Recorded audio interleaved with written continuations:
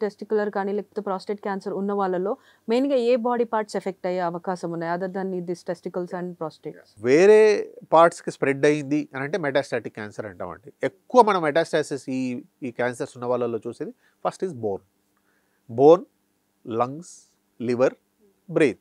చాలా రేర్‌గా మళ్ళీ బ్రెయిన్. సో ఎక్కువ కామన్‌గా చూసేది మనం is bone and lungs and లివర్‌లో నెక్స్ట్ చూస్తాం అనమాట. సో ఈ ప్రాస్టేట్ గ్రంథి దాటి ఈ అవయవాలకు వచ్చిందనుకోండి, అప్పుడు ట్రీట్మెంట్ మొడాలిటీస్ మారుతాయి. ఏ స్టేజ్‌లో ఉన్నదా అన్నదాన్ని బట్టి సర్జరీ, దాంతోపాటు కీమోథెరపీ, రేడియోథెరపీ అన్ని ఆప్షన్స్ వస్తాయన్నమాట.